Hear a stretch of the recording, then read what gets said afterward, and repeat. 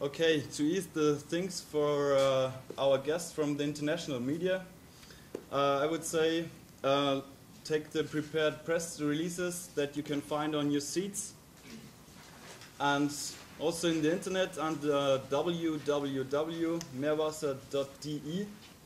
Now I think our audience is keen to ask their questions and to the speakers and the jury. Okay, please, the floor is open for questions. Stefan Kammerstetter from Austrian Press Agency. Allow me to ask a question to Professor Meyer. During Mr. Mörter's speech, we have seen a certain ranking of accepted teams from 1 to 15. How far will this ranking influence the final results during the competition in July 2011?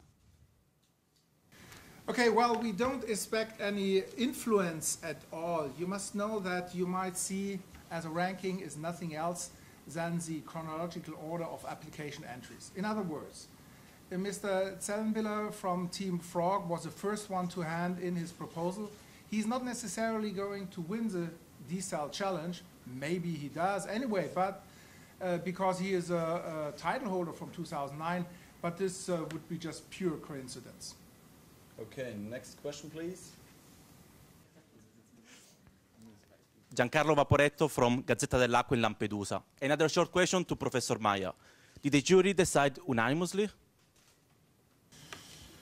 Well, in fact, not always unanimously, but it was pretty clear cut.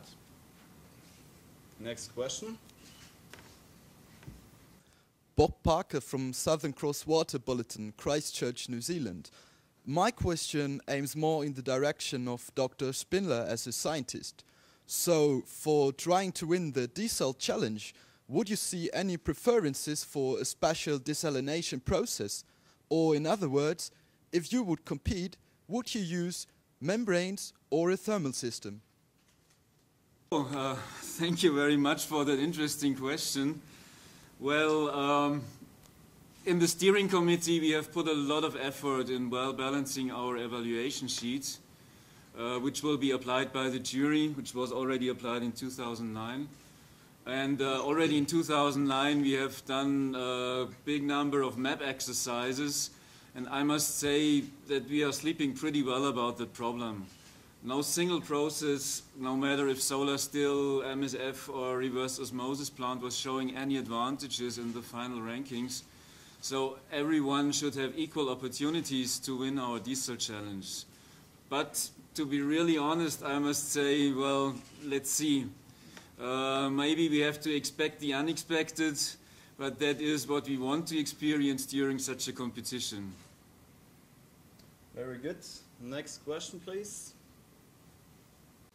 Buenas tardes a todos. Antes de nada, quería comentar que nos gusta que un grupo español formado casi íntegramente por miembros españoles participe en la competición. Una pregunta para el señor Kreuz.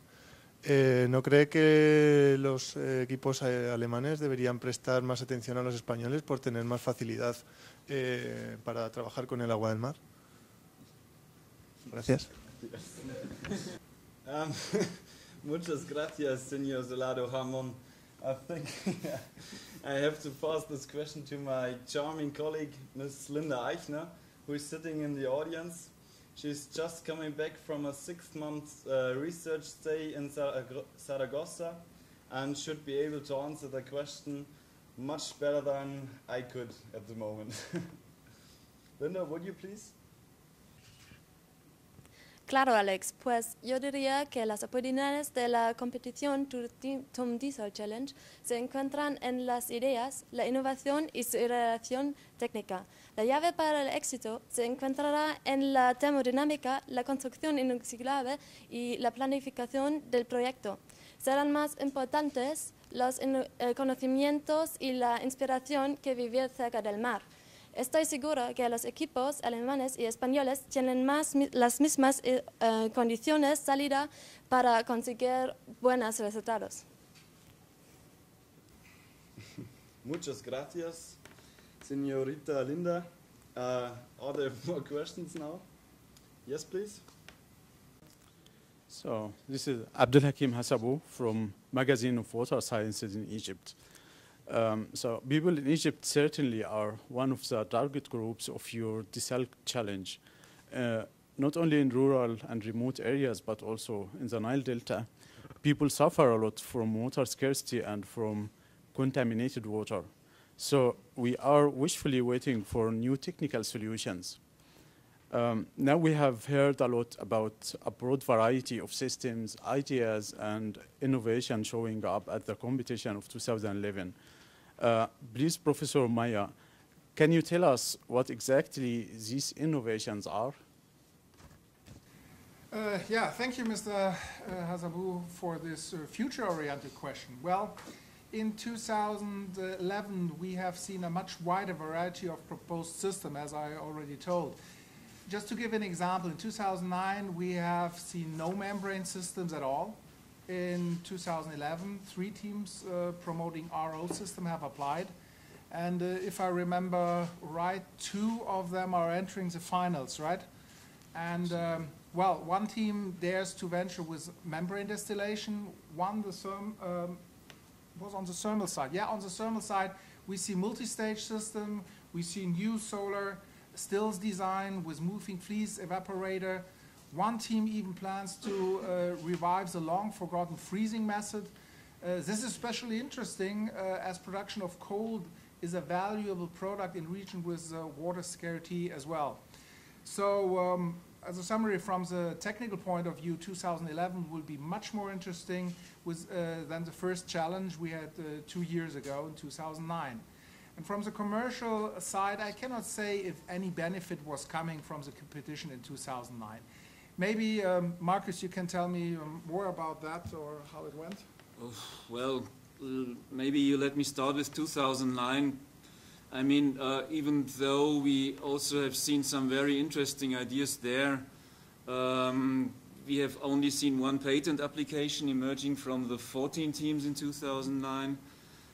As far as I know, the patent is still pending, what is good news in a way. But please forgive me not to give further details about that, not to interfere with the patent process.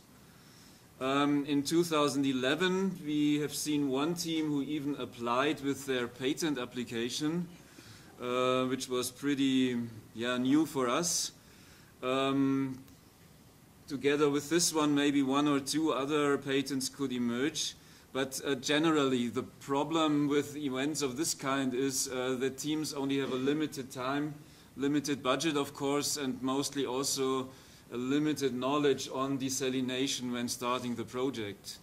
So most of them are not able to develop their know-how to a certain depth, and that is exactly what would be needed to develop patents and real innovation.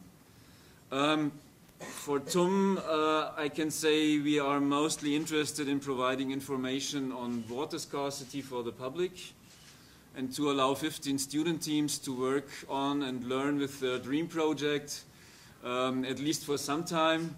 I think I can say that in 2009 all teams enjoyed it, and we brought together like 200 people working on the project, visiting the challenge on August 1st in 2009, and I think we can say it was quite a success, and I'm sure we will achieve this in 2011 as well. Hopefully the weather will be as well as in 2009. Yeah. Thanks, Doctores. Are there more questions? Yes? Judith McBeam from the Journal of Solar Family. If you compare the 2009 and 2011 competition, how are you planning to develop the event? And are there going to be some activities for families and children? Thank you. Well, first of all, if you see 2009, there have been no changes in the rules and regulations. One major change will be that the challenge is running over 2 days. This is mainly due to the weather reasons. Unfortunately, we cannot rely on stable sunshine here in Munich, so we decided to diversify the risk a little bit. The advantage to that is that we can organize our summer party on Friday nights, where we can attract probably more people from the local area. By the way, you are all invited, and it would be a pleasure to see you having a good time there. And yes, the 2 days mode will allow us to offer kids programs starting on Saturday morning, where we especially hope to attract young families. The program is going to be called TUM DeSal Kids. We will keep you informed about our progress on that. Okay, if there are no more questions, I want to thank you, all of you, and it was really amazing how many of you were coming to this little conference in deep of the night. I want to wish good luck to the 15 teams who made it, and we are really looking forward to see your systems in the end of July this year. We are keeping our fingers crossed that everything will go fine and that you are performing well. And to the teams who didn't make it, well, come on, don't be worried, be happy. Maybe you will want to try it again 2013, and anyway, we would be happy to invite you to this year's competition and of course to the summer party.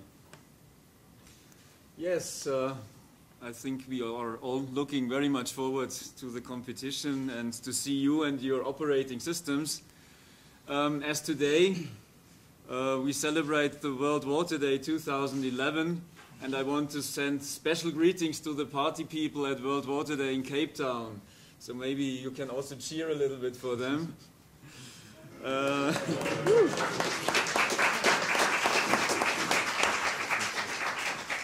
So thanks for that. Last but not least, it is my pleasure as a host of the TUM DeSal Challenge to invite you to a small snack in our foyer here outside. As you might know, it is good custom in Munich to eat our white sausages before noon. And I mean, if I have a look at the clock, we are running no danger to violate this law today. So, dear media guys, see you outside. To all the people who are sitting at home in front of your computers, I say good night and have a pleasant night. And let's make World Water Day and the TUM DeSal Challenge 2011 here in Munich really a wake-up call to the world. Bye-bye and see you soon here in Munich.